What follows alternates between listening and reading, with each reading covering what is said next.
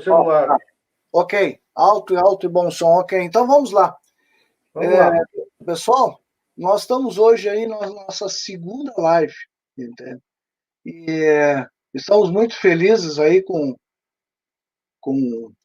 a primeira live, que foi muito interessante, tá? Várias pessoas entraram em contato conosco, tá?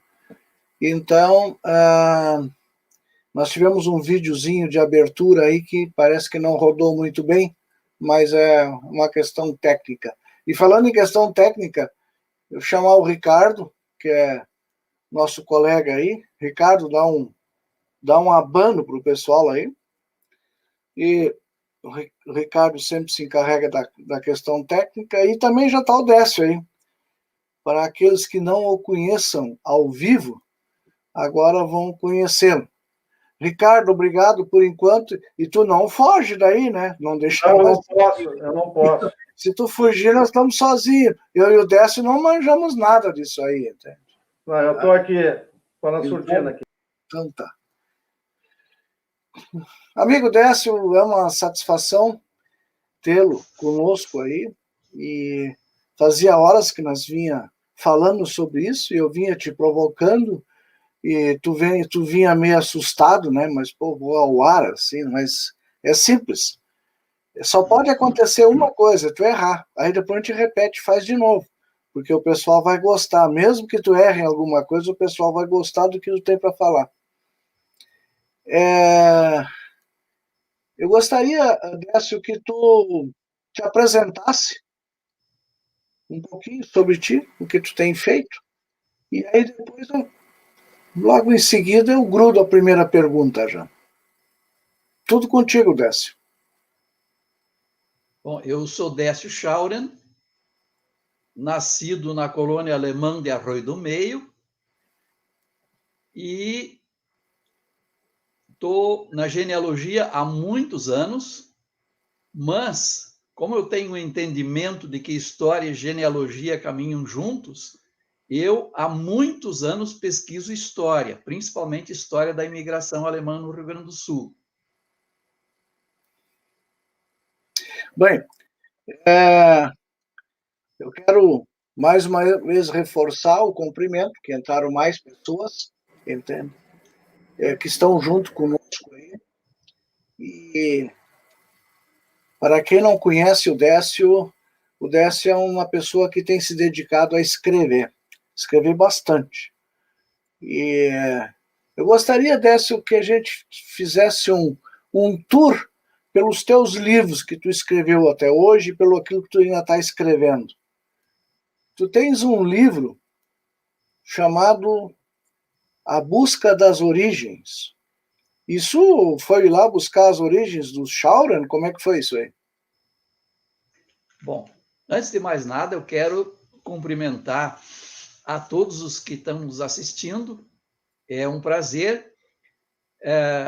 A busca das origens, exatamente porque esse nome, exatamente, eu resolvi, procurei durante muito tempo como é que seria o nome do meu primeiro livro, né? E como eu trabalhei muito nessa busca das origens, e o livro é a minha busca pessoal e as minhas descobertas pessoais, então eu resolvi dar esse nome. E eu acho que o que está escrito no livro pode ajudar a muitos pesquisadores, porque eu descrevo toda a minha experiência. Além disso, eu pensei assim, bom, a maioria dos meus parentes, muitos são pequenos agricultores, não conhecem nada de história, não tiveram oportunidade de estudar história. Como muita gente aqui que deve estar nos assistindo, não teve essa oportunidade. Então, eu passei uns 3 anos estudando história da Alemanha, para evitar de cometer erros, né? E resolvi, no livro, fazer uma recapitulação da história, principalmente daqueles pontos que mais importam ao contexto histórico em que os nossos antepassados viveram. Então, para se compreender quem foram nossos antepassados, como é que eles viveram, é preciso conhecer a história. porque os nossos antepassados, eles não eram simples nomes e números e datas. Não. Eles tinham sangue correndo nas veias, eles tinham objetivos, eles tinham ideais. Então, é muito importante colocar eles no contexto histórico. E foi isso que eu fiz. Eu, por exemplo, nesse livro da Busca das Origens, eu trabalhei muito as origens remotas nossas. Por exemplo, de que povos que nós descendemos? Dos celtas, dos romanos, dos francos. Na verdade, uma miscigenação desses 3 povos, e além dos alamanos também, né? E no livro, por exemplo, eu trabalhei um estudo sobre a história da igreja. Por quê? Porque a igreja, na Idade Média, determinava a vida das pessoas do nascimento até a morte. A igreja era onipresente, ela estava em todas. Não tinha como fugir do controle da igreja. Então, por isso que eu trabalhei questões como a reforma, a contra-reforma, a Guerra dos 30 Anos, que foi uma guerra de protestantes contra católicos, a questão da servidão dos senhores feudais. Então, o livro, ele é um livro de genealogia, mas é basicamente um livro de história. O segundo livro que eu escrevi foi o livro dos 500 anos da família Kuhn. Vejam só, isso não é fácil, descobrir a história de 500 anos dos antepassados. Então, os Kuhn, que basicamente eu trabalhei, são aqueles Kuhn que emigraram para Picada Café. Mas eu não deixei de examinar outras famílias Kuhn. Por exemplo, no livro consta um pequeno histórico de 48 famílias Kuhn que vieram para o Rio Grande do Sul. E a maioria, inclusive, não eram parentes entre eles. Vejam só, isso significa que em algum momento da história, alguém adotou esse sobrenome, que era um nome de pessoa, Kuhn. Isso vem de Conrad, né? E isso aconteceu em vários lugares diferentes ao mesmo tempo, por isso que tem tantos Kuhn, né? Então, no livro dos Kuhn, eu já faço um outro tipo de abordagem. É a abordagem de um povoado onde viveram os antepassados Kuhn desde a Idade Média. Então, eu descrevo os costumes das famílias, eles eram servos dos senhores feudais, eu falo da servidão, eles, na verdade, não eram livres, eles eram propriedade de um senhor feudal. E eu achei um documento interessantíssimo no Arquivo Nacional de Koblenz, na Alemanha. E esse documento, ele se chama Weistum, ano 1545. Ele é uma espécie de ata de uma reunião do senhor feudal com os servos do povoado. É muito interessante, porque ali eles tratam dos deveres dos servos e dos direitos do senhor feudal. Quer dizer, os servos tinham deveres, mas o senhor feudal só tinha direitos. Então, diz que o senhor feudal, o poder dele ia da terra até os céus. E ele tinha o poder de afogar e de enforcar seus servos. Então, vejam só. O documento é escrito em alemão dialeto daquela época. O sucessor desse dialeto seria o Hunsrück de hoje, porque naquela época não existia ainda o alemão padrão. Então, esse documento de umas 6 páginas, eu levei umas 800 horas para conseguir traduzir. Eu apelei para doutores em alemão e não souberam traduzir o documento. Então, eu procurei, eu mesmo consegui traduzir o documento, e consegui. Depois, como eu falo muito sobre a questão da servidão, depois eu trato também da Revolução Francesa, a partir da qual os nossos antepassados se tornaram livres, adquiriram direitos universais de cidadania, eles se tornaram proprietários das glebas que eles plantavam, não precisaram mais entregar uma grande parte da produção para o senhor feudal, não precisaram mais trabalhar de graça para o senhor feudal. E, claro, que com a Revolução Francesa eles tiveram problemas. Depois, inclusive, que o Napoleão deu um golpe na República Francesa, eles passaram a ter que servir no exército francês e ir para as guerras. Então, eles tiveram outros problemas. Mas eles ganharam muito depois da Revolução Francesa, inclusive escola gratuita, escola básica de 6 anos, era uma escola de qualidade, da qual você só saía se soubesse ler um livro e entender o conteúdo do livro. Então, esse livro, né, Décio, teve uma outra pessoa que é muito amiga nossa, né, que te ajudou. Sim. O livro foi escrito junto com o Philippe Kuhn Braun, e ele é um livro que tem 600 páginas e está no final da 2ª edição.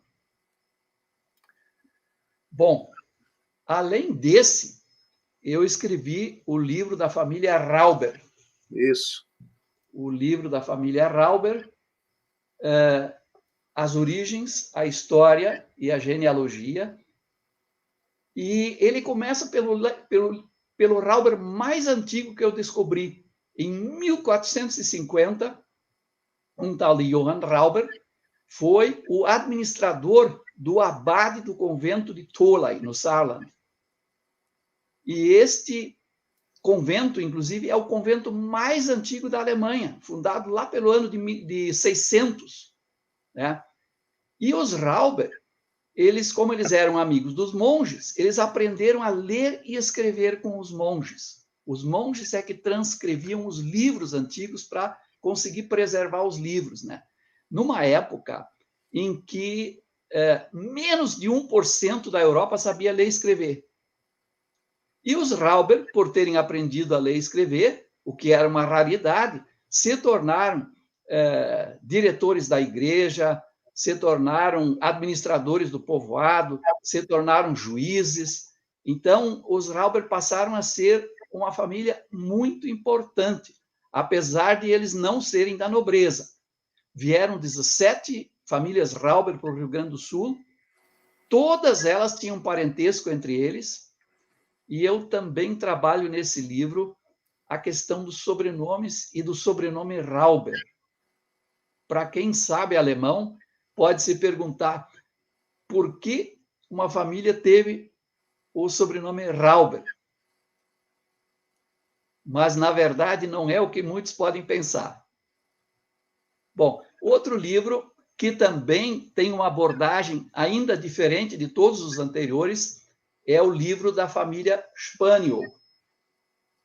Eu, inclusive, no livro, eu coloco 4 bandeiras: da Espanha, da França, da Alemanha e do Brasil.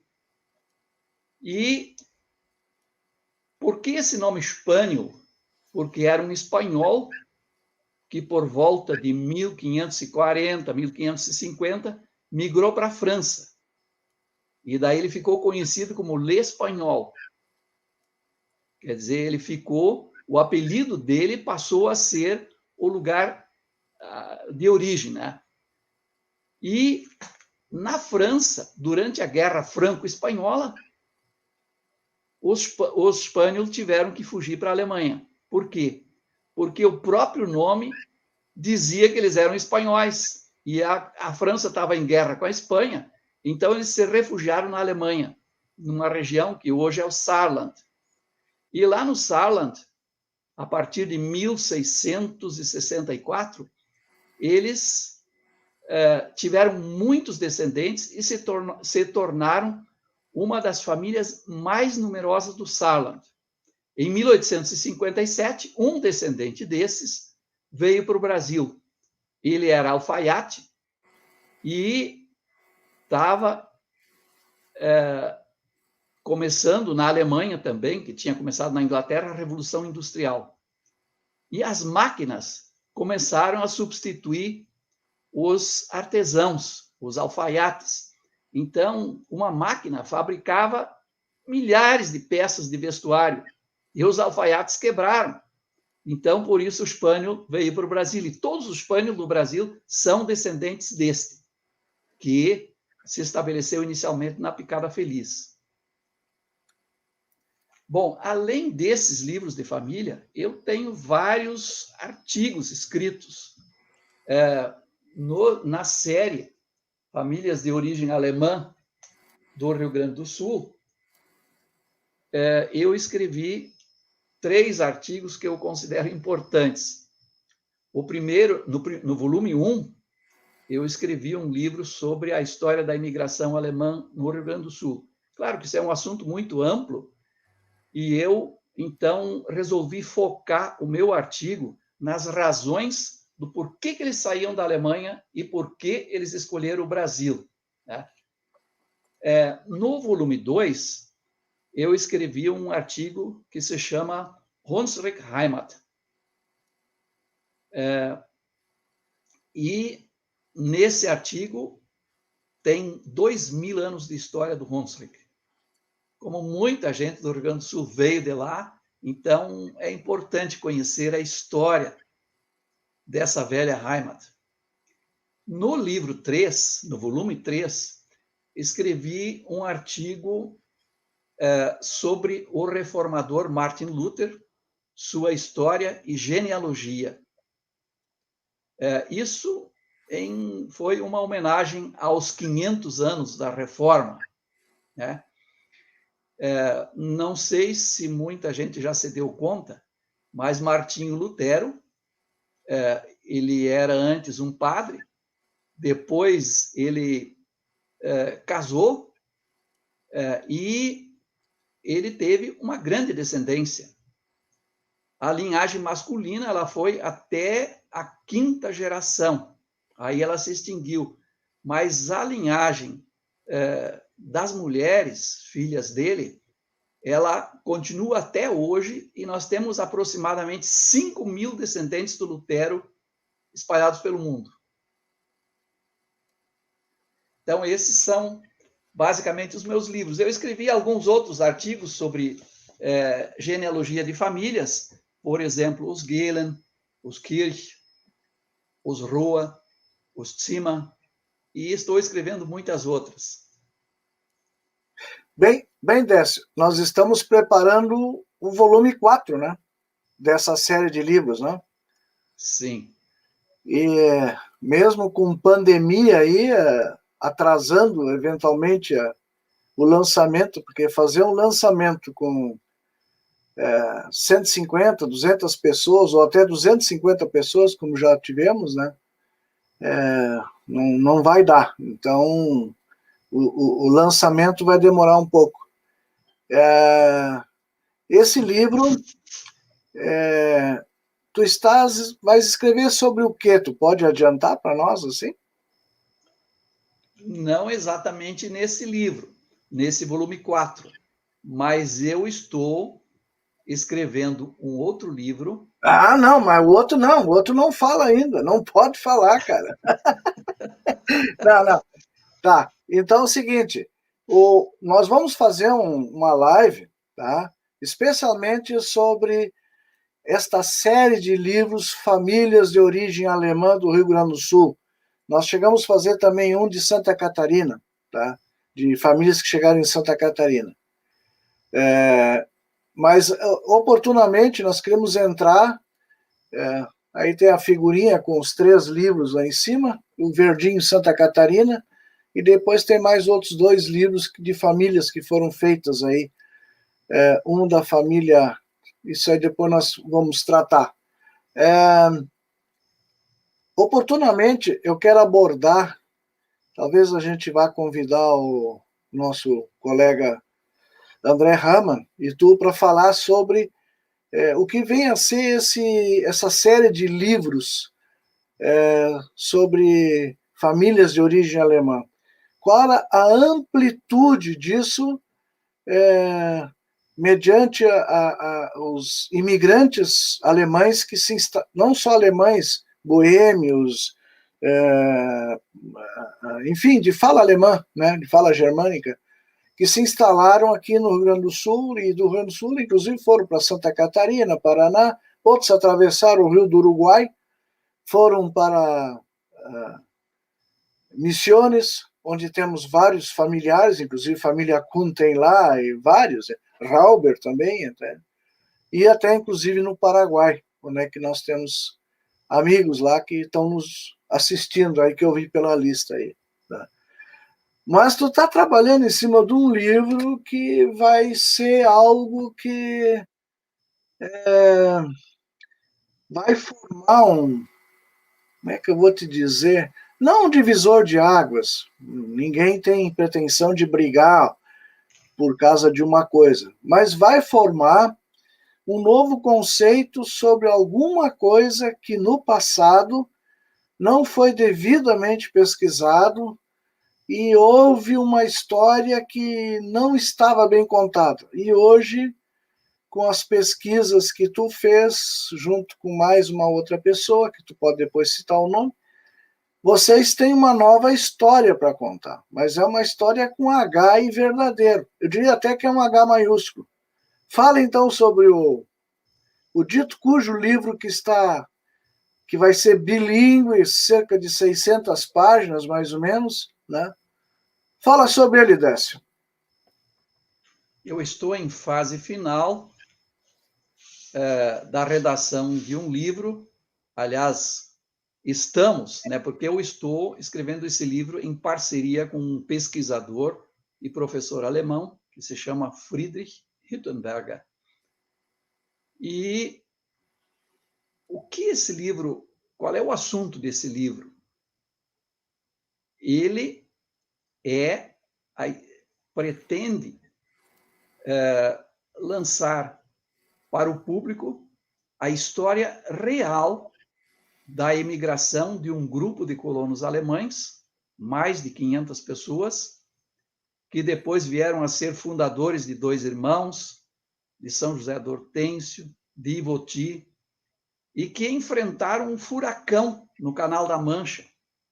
E o navio só não foi ao fundo porque foi salvo e rebocado por um navio inglês para a Inglaterra. Então, essa história, como os colonos aqui no Rio Grande do Sul, no início, enfrentaram muitas dificuldades no meio da selva, e a história não foi escrita, a história oral, ela foi sendo modificada de geração em geração. E, no final, nós tivemos uma lenda, que não é a história verdadeira.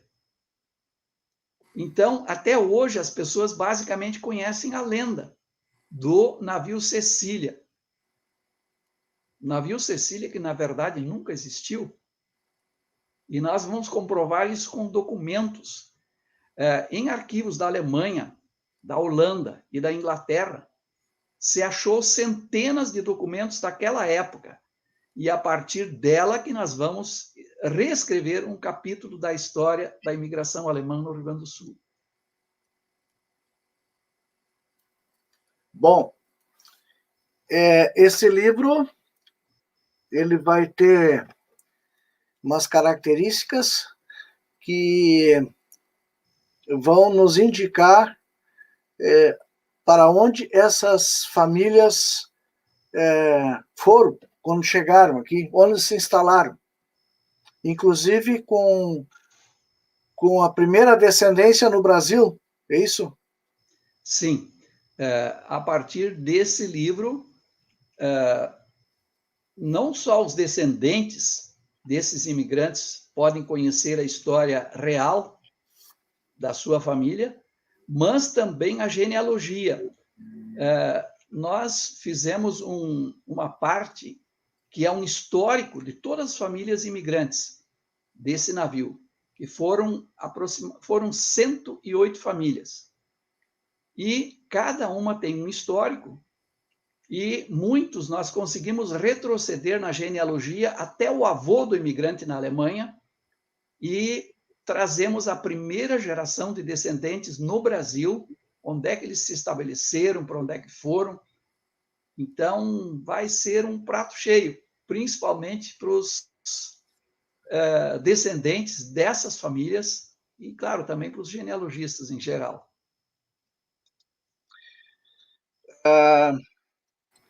Esse livro certamente vai mexer com algumas ideias diferentes, mas não nós não temos a intenção, Genealogia RS não tem a intenção de levantar a espada ou a lança e um escudo e sair em combate com quem não vai crer na nossa história, que vai colocar, entende? Mas, como tu mesmo muito bem disseste, Décio, nós temos as provas, entende? E história e genealogia, a gente tem que ter as fontes primárias, a gente tem que ter a história, porque se não tiver a história ali, preto no branco, a gente corre o risco de cometer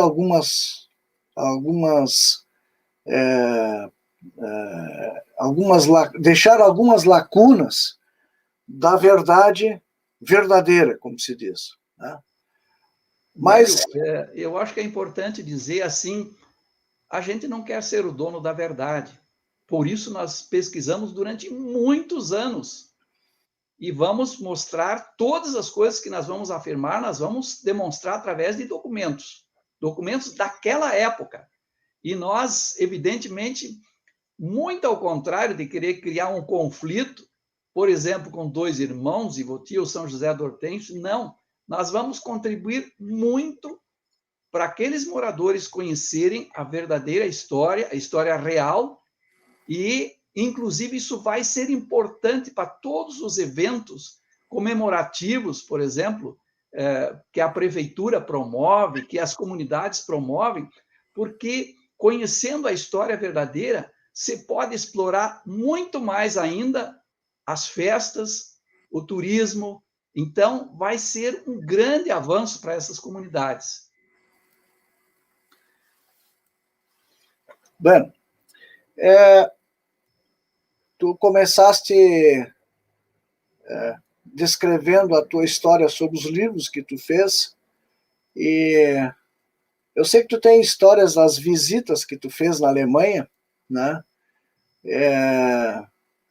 Que é uma coisa que te apaixonou muito, ter ido lá, inclusive visitando pessoas de parentesco bem próximo. E eu gostaria que tu descrevesse aí, tu tem inclusive uma história interessante a respeito, para que isto sirva de estímulo aos demais pesquisadores que, quando assim que tiverem a localidade certa da onde vieram os seus antepassados, também façam uma viagem. Esse ano não, né? Não dá, mas ano que vem, depois, sei lá.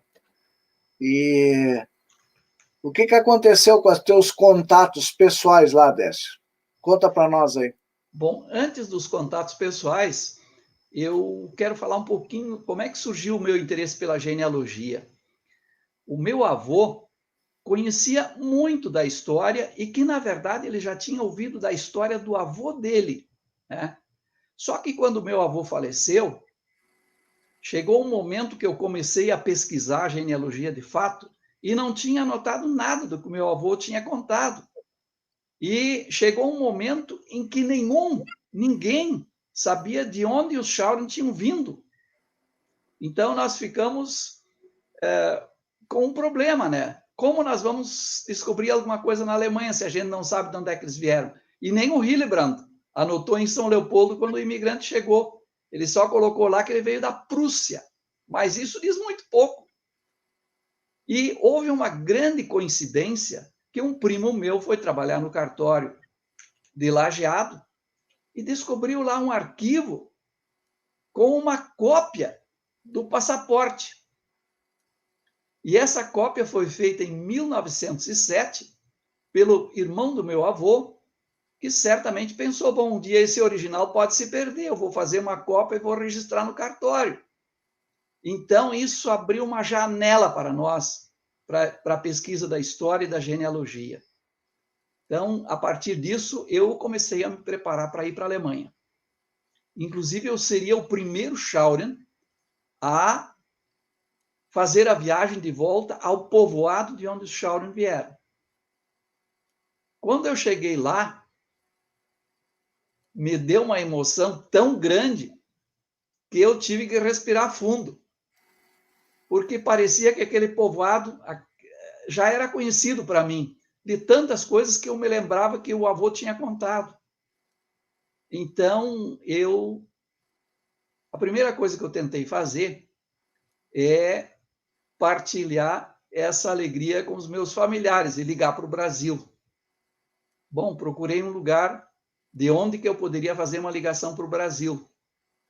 E nessas alturas vinha vindo pela rua uma senhora que devia ter uns 80 anos, mais ou menos, e eu perguntei para ela, em alemão padrão, de onde eu poderia ligar para o Brasil.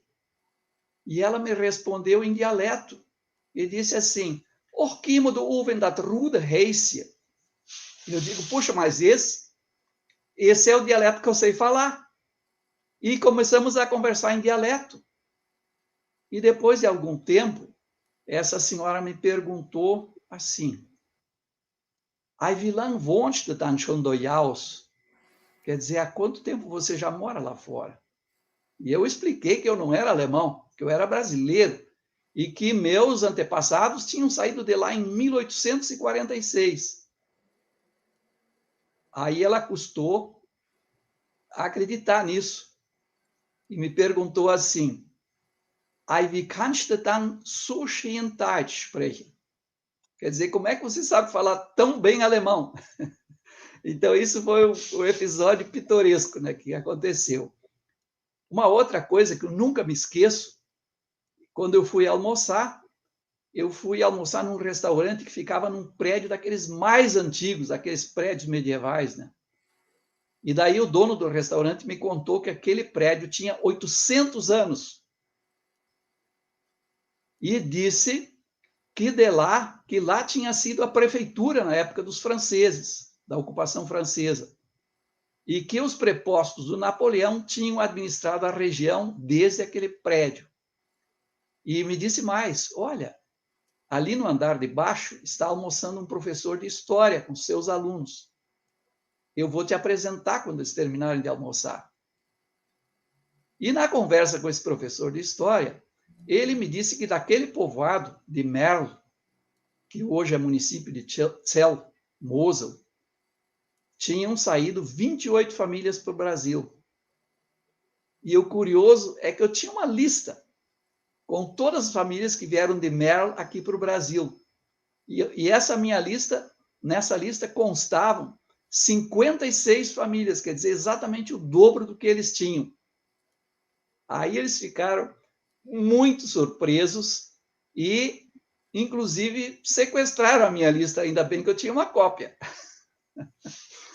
Depois disso, eu fui visitar o prefeito e fui muito bem recebido pelo prefeito de Zell-Mosel, um tal de Karl-Heinz Simon, que, inclusive, tem parentes em Santa Cruz do Sul, me contou.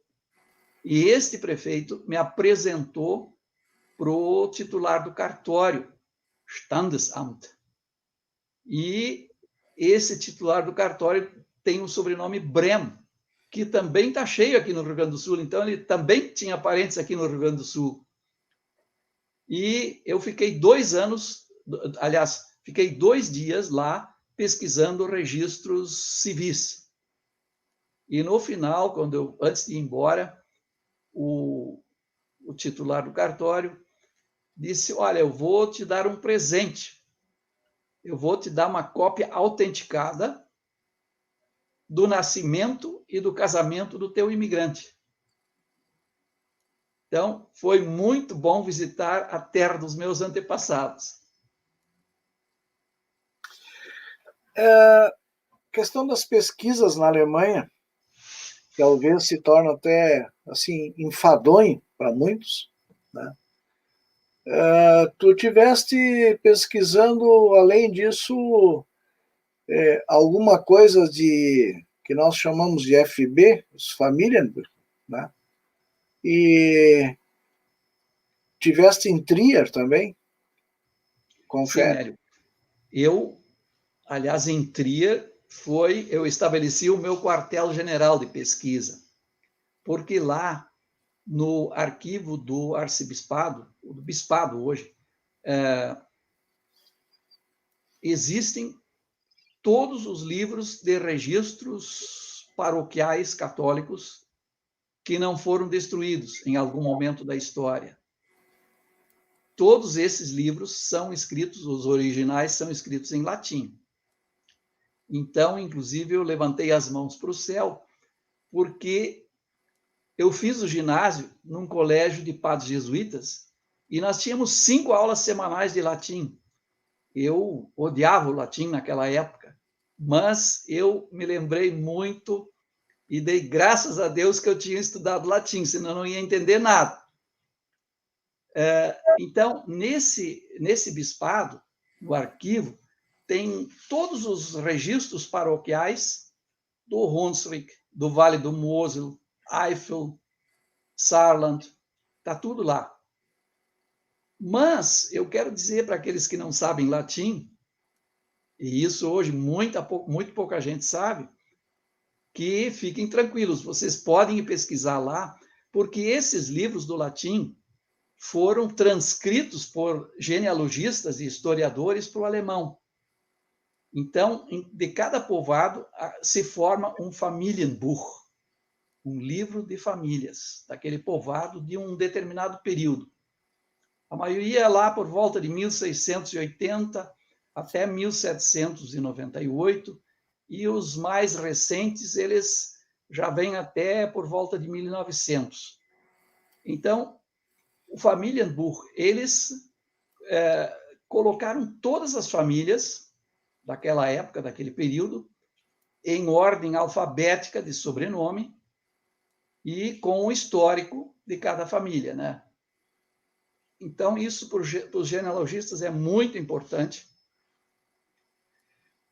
E, além disso, tem os livros mais novos, os Familienbücher mais novos, né?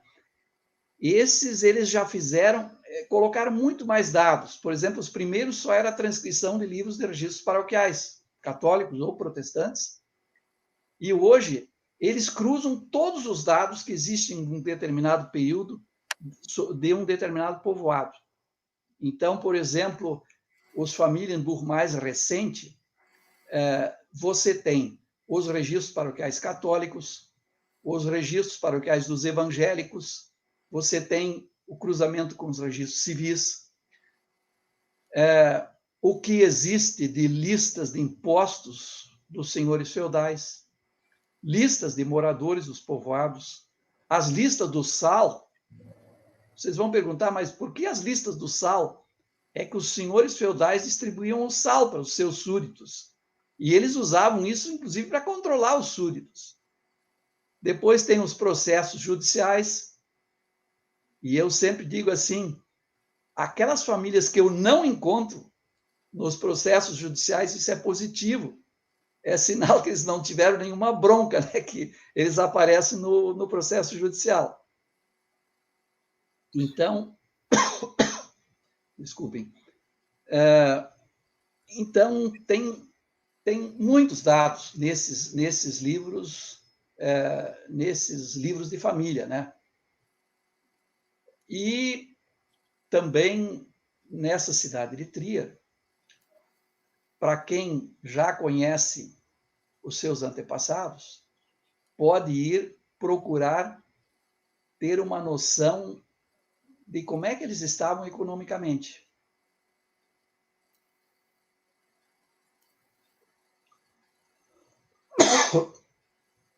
Então, em Trier, tem um outro arquivo importante, que é a biblioteca da cidade, Stadtbibliothek Trier.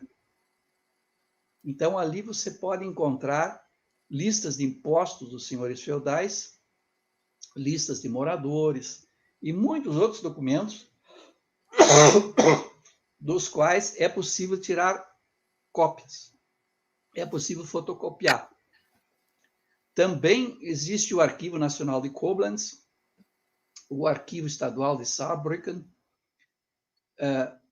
onde se pode achar muita coisa em termos de documentação. Por exemplo, sobre o livro dos Rauber, eu achei muitos dados em Saarbrücken. Né? E, inclusive, alguns eles fazem exigências para ceder cópias da documentação. Por exemplo, o Arquivo de Koblenz. Se você quer, por exemplo, um daqueles documentos de ata de reunião do senhor feudal com os servos, você tem que assinar um documento dizendo que você não vai divulgar esse documento. É bem interessante isso, não? Mas é bem interessante isso. Décio, Trier é uma cidade que foi fundada há pouco tempo, né? Uma cidade bem novinha, né? Tão nova que foi fundada ainda antes de Cristo, no ano de 17 antes de Cristo, e fundada não pelos alemães. Naquela época não existiam alemães, como nós conhecemos hoje, né? Lá, nessa localidade, moravam os celtas. Inclusive, uma das tribos mais conhecidas, mais famosas dos celtas, que eram a tribo de Treverer. E por isso, quando os romanos chegaram lá, eles fundaram uma cidade e chamaram ela de Treveris. E essa cidade, a mais antiga da Alemanha, ela se tornou tão famosa que, inclusive, 7 imperadores de Roma escolheram Trier como residência oficial. Vejam só. Então, em Trier você respira história, mas mais importante do que isso, você se dá conta de que aqueles imigrantes que vieram daquela região são descendentes dos romanos. Por isso que nem todos os alemães daquela região são loiros. No meu caso, por exemplo, eu não sou loiro nem tenho olhos azuis, como eram os celtas e os francos.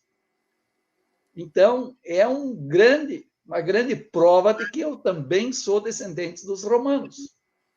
Então, todos os moradores dessa região, eles são, no mínimo, descendentes da miscigenação de celtas, romanos e francos, e, em parte, também dos alamanos. E interessante é o seguinte, qual é que era a característica dos celtas? Muitos eram loiros, mas havia uma grande parte que eram Rotkäppchen, quer dizer, cabeça cor de cenoura, né? Como se encontra muitos alemães por aí, lá também, nessa região. E tinham olhos azuis. Os romanos já eram bem mais escuros, e por causa dos romanos, é bem provável que a gente também tenha um pezinho na África, e os francos, que chegaram mais tarde e expulsaram os romanos, eram loiros e de olhos azuis. Então, é importante a gente conhecer de que povos que nós descendemos e estudar a história desses povos. Isso é muito interessante. Décio, o nosso colega André Hamann falou na nossa última live sobre os pomeranos. Mas, enfim, não existe somente descendentes pomeranos e do Hunsrück aqui no Brasil. Nós temos alguma coisa de Luxemburgo, Bélgica, ou alguma outra região assim que tu gostaria de dar um destaque? Nós temos ainda 15 minutos, tem bastante tempo ainda para nós conversar. Então nós vamos aproveitar, já que a gente falou contigo que ia conversar durante 1 hora, nós vamos pagar essa 1 hora direitinho, tá? da Westfália também, mais para o norte da Alemanha, né? Mas poucos da região leste da Alemanha. Isso vieram muito poucos para cá, e do norte da Alemanha. Tinham eles ido para os Estados Unidos, sabendo-se que aqui para o Brasil vieram cerca de 300 mil, e para os Estados Unidos foram cerca de 6 milhões? Não, Nélio, eu diria o seguinte: por muitos estudos, a gente já sabe que dessa região do sudeste da Alemanha, quer dizer, próximo às fronteiras de França, Luxemburgo e Bélgica, dos atuais estados de Saarland e de Pfalz, aliás, de Saarland, de Rheinland-Pfalz e Saarland, vieram mais de 50% dos alemães do Rio Grande do Sul. Mais de 50% só desses dois estados, porque eles abrangem o Hunsrück-Pfalz, Rheinhessen, o Vale do Mosel, Eifel, Saarland. Então, essa região, inclusive nos primeiros tempos, eles eram a maciça maioria que veio para o Rio Grande do Sul. E aí eu pergunto, os pomeranos não eram tão poucos também, mas por que os pomeranos só vieram depois de 1850? O nosso colega André Hamann fez uma excelente abordagem sobre as pesquisas nessa região, que sempre se dizia que era muito difícil. E o André conseguiu descobrir muita coisa, e é muito importante o que ele falou para nós. Mas os pomeranos, na verdade, só vieram depois de 1850. Por que isso? E aí a gente se dá conta de quanto é importante estudar a história. Os pomeranos, até o final da década de 1840, eles eram servos de senhores feudais. Não eram livres. Pelo contrário, eles eram propriedade de um senhor feudal. Então, eles não tinham como sair de lá. E depois de 1850, eles se tornam livres, mas não tinham grandes perspectivas lá na sua terra, e por isso eles começaram a emigrar para os Estados Unidos, para o Rio Grande do Sul, para várias regiões, Santa Catarina, Espírito Santo. Então, é importante conhecer isso.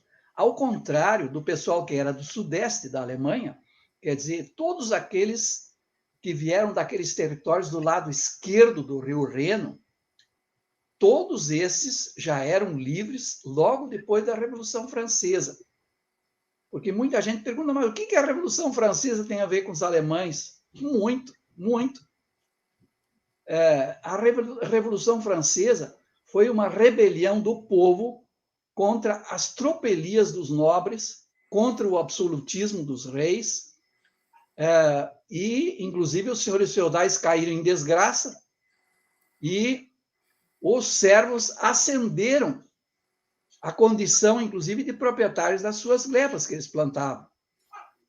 E, além de se tornarem livres, eles adquiriram direitos universais de cidadania, que, como eu falei no início, o senhor feudal era o proprietário deles. Ele tinha o direito de afogar e de enforcar eles. E agora eles adquirem direitos básicos de cidadania, e inclusive direito a frequentar a escola.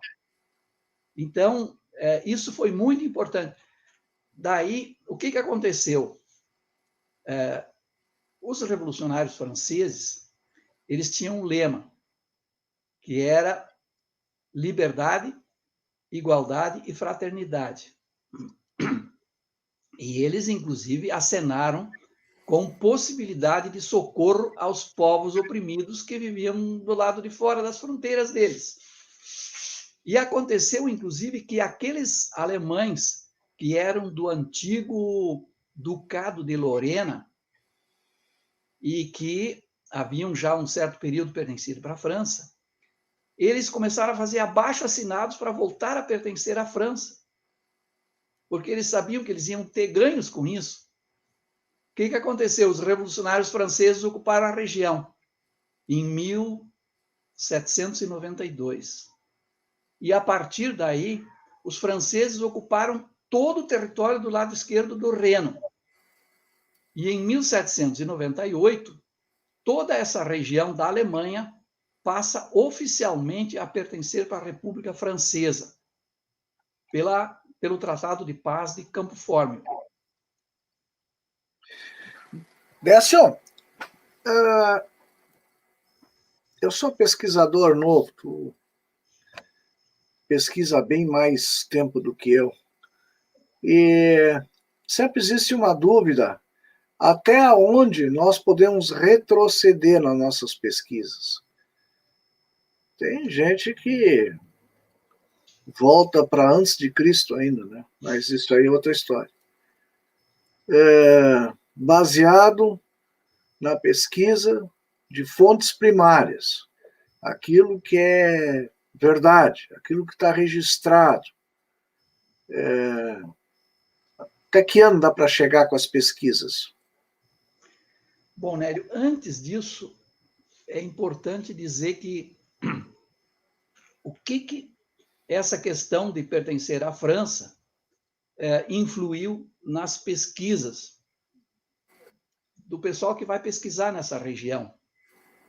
Em 1792, foram criados os registros civis. Vejam que até ali só existiam registros paroquiais, registros de igreja. Por que os registros civis foram importantes?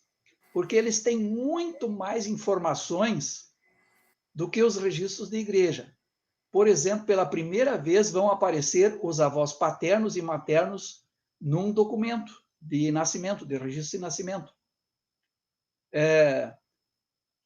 Esses registros de nascimento, os registros civis, eles têm muitas informações sobre a localidade onde a família morava, sobre a profissão deles. Então, é importante. No início, os registros civis eram feitos em francês, pelos prepostos franceses. Só que daí se criou um conflito com os alemães que, além de não entender francês, eles tinham perdido seus cargos. Então, a República Francesa, por bem, resolveu devolver os cargos aos alemães. Então, os registros civis passaram a ser feitos em alemão. Então, se vocês forem pesquisar lá, vai ter um certo período que vocês vão encontrar os registros civis em francês e depois em alemão. Em 1798, a República Francesa, inclusive, passa a recolher os registros eclesiásticos. Então, vocês vão encontrar um período que não tem registros paroquiais.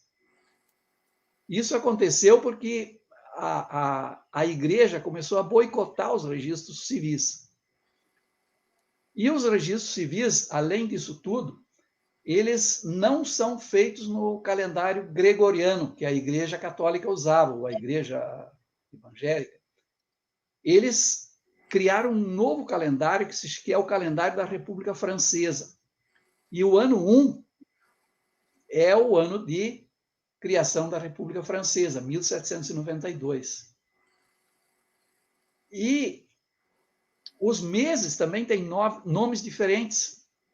Você tem o mês do calor, você tem o mês da neve, o mês da bruma, o mês dos ventos, e assim por diante.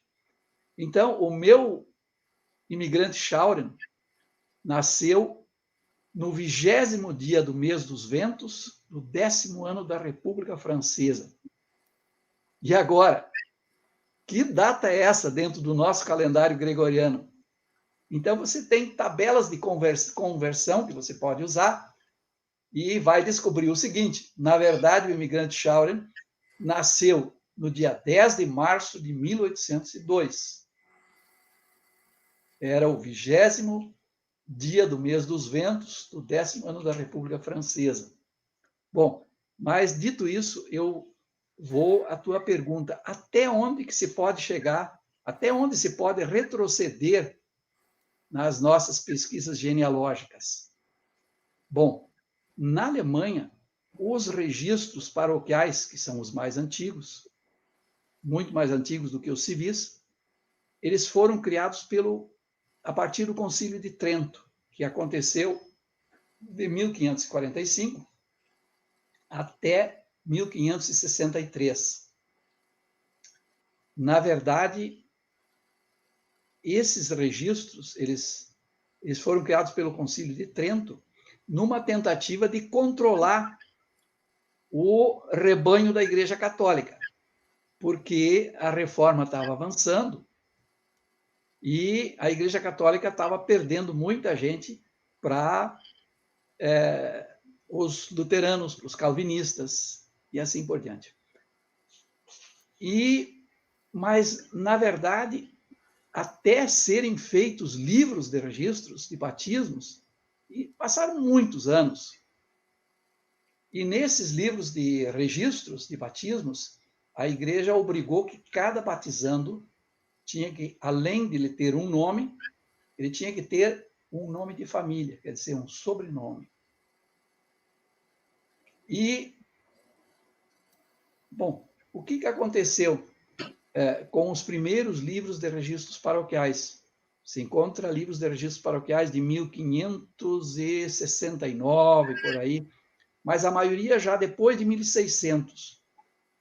Em 1618, vem a Guerra dos 30 Anos. Foi uma guerra que durou 30 anos.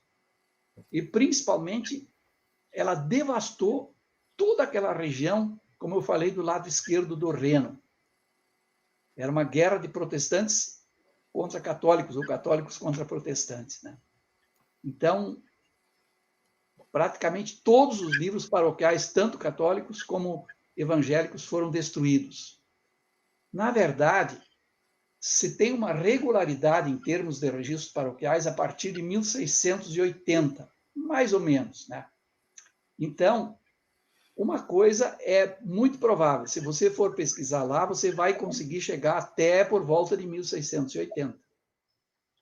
Retroceder mais, daí só com a ajuda de listas de impostos, que eram muito mais antigas, listas de moradores dos povoados, e se os antepassados fossem nomeados pelo senhor feudal, administradores do povoado, ou juízes do povoado, por exemplo, os Kuhn eram membros do Alto Tribunal de Justiça do povoado. Então, nós conseguimos, por causa disso, chegar até 1510 com os Kuhn. Então, vejam que esses documentos, outras informações auxiliares, podem nos ajudar a retroceder mais. E o Carlos Magno?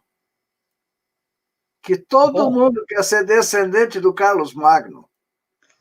Na verdade, é fácil ser descendente do Carlos Magno?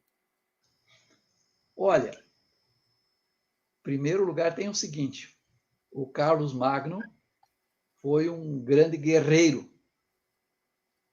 E ele, a partir do momento que ele foi nomeado imperador romano, vejam só, não tem nada a ver com Roma, mas imperador tinha que ser romano. Então ele foi nomeado imperador romano de todo esse centro da Europa praticamente. Aliás, primeiro não era o centro da Europa, era só mais uma parte na divisa da atual França, Bélgica, Alemanha, nessa região. E ele foi, como eu disse, um grande guerreiro, e dizem que ele teria passado 70% da vida dele no lombo de um cavalo, de povoado em povoado, fazendo conquistas. Então, ele conquistou todo o centro da Europa.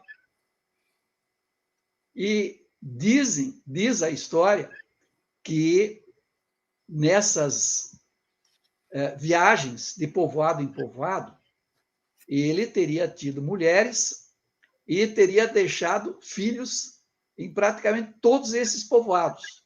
Ele teria tido, extraoficialmente, mais de 400 filhos. Vocês sabem o que significa ter 400 filhos por volta do ano de 800? O que isso significa em termos de descendência e de cruzamentos com outros? Se diz hoje que, no mínimo, 60% da população da Europa Central são descendentes do Carlos Magno.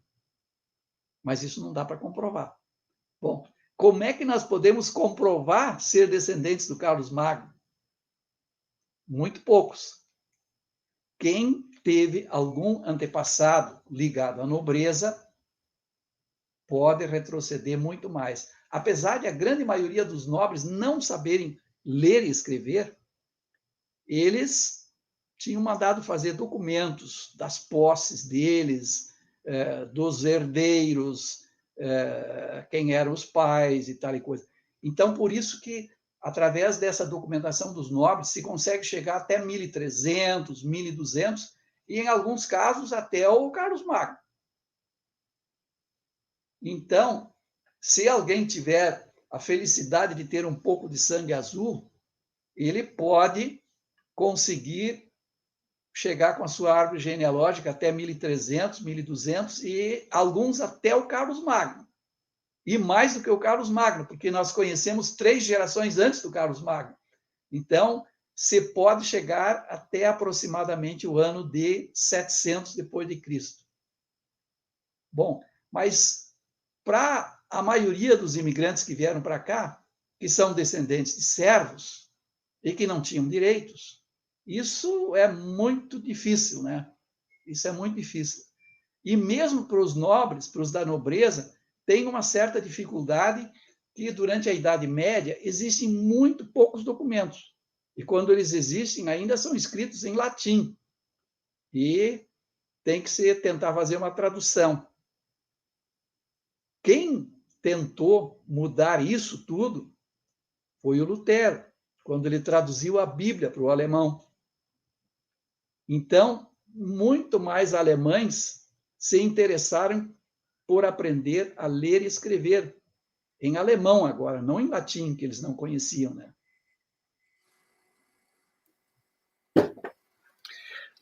Décio, tu encontraste algum parente próximo aí? Tu me falaste uma vez que tu encontraste um primo de 8º grau, uma coisa assim, e que vocês foram tomar vinho. Como é essa história aí, tomar vinho na Alemanha? Vinho se toma na Itália, não na Alemanha. A Alemanha não tem vinho? Ou tem? Muito. Principalmente naquela região dos meus antepassados, que inclusive eram vinicultores, né? Eu não vou dizer que o vinho tinto alemão possa competir com os franceses e outros aí, com os italianos, mas o Riesling branco é um dos melhores da Europa. Muito bom, muito bom. E eu, quando eu fui para aquela região, eu já tinha descoberto que ainda existia, não o nome Schauren, alguns existem ainda na Alemanha, mas principalmente Scheuren. E descobri o seguinte, que em 1710, até ali todos eram Schauren. E aí o pároco do lugar resolveu modernizar o nome e passou de Schauren para Scheuren. E o meu antepassado, ele tinha se mudado para um outro povoado e manteve o nome antigo. Então, os Schauren são parentes dos Scheuren. Né? E eu já tinha levantado toda a árvore genealógica minha e, em paralelo, a desse Schauren que eu ia visitar, o Scheuren. Então, eu tinha perfeito conhecimento de tudo que eles não conheciam. E quando eu cheguei lá, eles já sabiam que eu era um parente. E eles tinham recebido, há uns anos atrás, eles tinham recebido visita de Schauren dos Estados Unidos.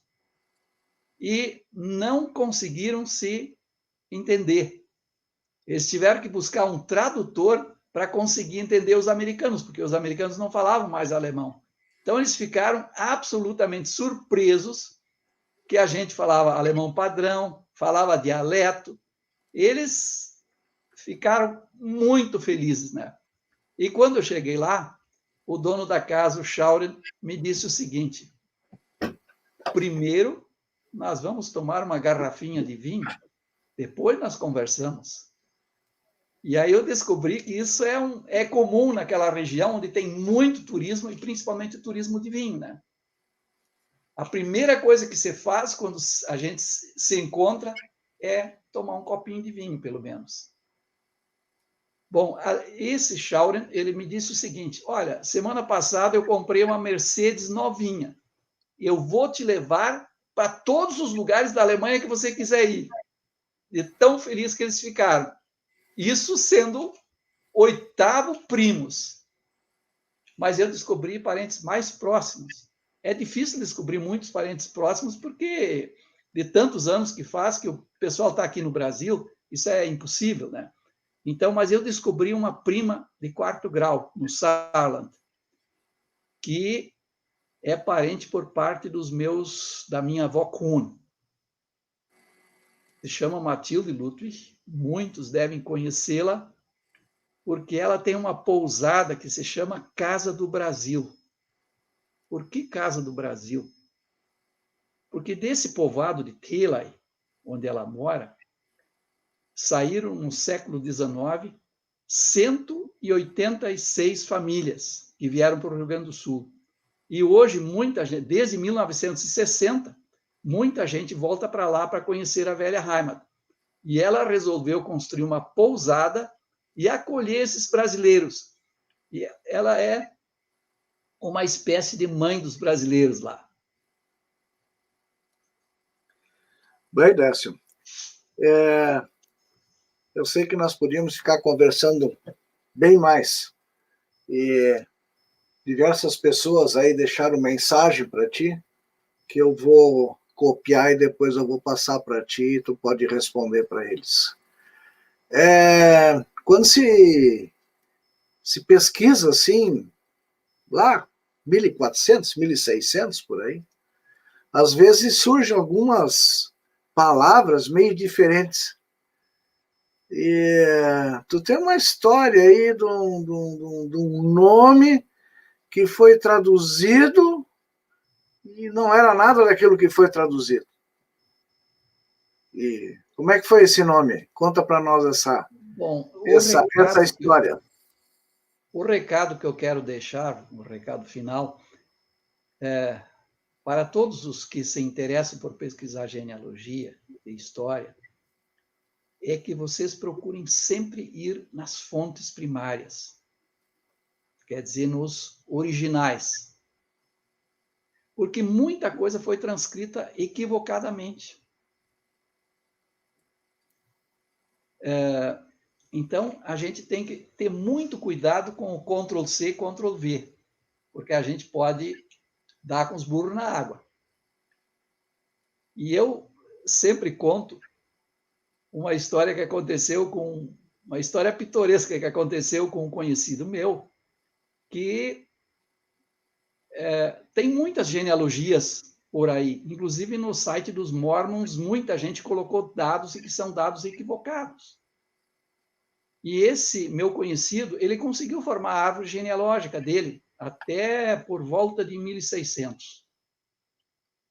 Só que, no meio de todos aqueles antepassados pobres e servos dos senhores feudais, ele encontrou um que era cirurgião.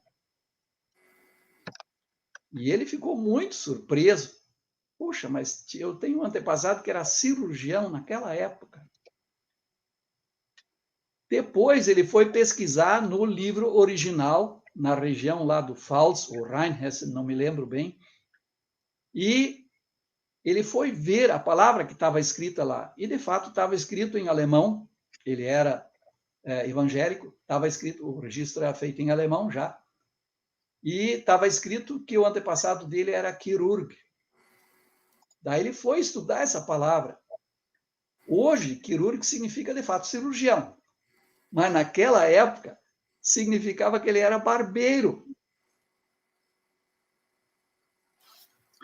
Então, com essa história pitoresca, eu quero cumprimentar todas as pessoas que nos assistiram hoje. Quero deixar o meu muito obrigado e espero que a gente tenha mais alguma live mais adiante. Pois é, Décio. Essa do barbeiro, o cara deve ter ficado decepcionado, né? O cara era um simples barbeiro, não era médico, poxa vida. Mas, Décio, eu quero te agradecer. A plateia que está em casa nos assistindo aí também, estão vibrando aí pelos comentários, entende? Tem várias pessoas aí que eu sei que tu a gente não tem condições de ficar respondendo a todo mundo que se manifesta. Mas eu acho que essa segunda live valeu a pena, e nós, terça-feira que vem, nós estaremos de volta às 8 horas, né? Vamos preparar mais um outro palestrante e mais um outro tema. Inclusive, aos que nos assistem, né? Se quiserem rever a live, ela vai estar no nosso canal do YouTube. Se inscrevam, participem e escrevam para nós, contém lá o nosso endereço de e-mail, escrevam para nós, sugerindo o que vocês gostariam de saber, o que vocês gostariam de ouvir, principalmente sobre a história. A pesquisa individual de família não tem como a gente atender através de uma live, entende? Porque isso pode interessar para uma, não interessa para outra. Então, nosso objetivo com as lives é falar assim mais no geral, e principalmente a história. Nós do Genealogia RS insistimos muito nisso. Não existe genealogia sem história. Os nossos antepassados, por mais humilde que eram, eles tinham a sua história. Eles tinham a sua história na Alemanha, tiveram a sua história na Alemanha, tiveram a sua história numa viagem, às vezes, de 4 meses, com gente nascendo e morrendo, ou outros pulando dentro do mar, porque não aguentava a viagem. E depois aqui, quando chegaram, tiveram momentos muito difíceis, a gente sabe disso, todo mundo sabe, e também momentos assim de muitas alegrias. E tiveram a sua história de comunidade, da sua vila, da sua igreja, da escola que construíram para os seus filhos, enfim, da sociedade de canto, da sociedade de tiro, que ainda existe em algumas localidades, como Campo Bom, Linha Nova e outros locais aí. Então, a gente se despede, tá? Quero agradecer ao Ricardo, que ficou lá na técnica, né? Para que tudo saísse na mais perfeita ordem, e desse mais uma vez. Muito obrigado. Meu.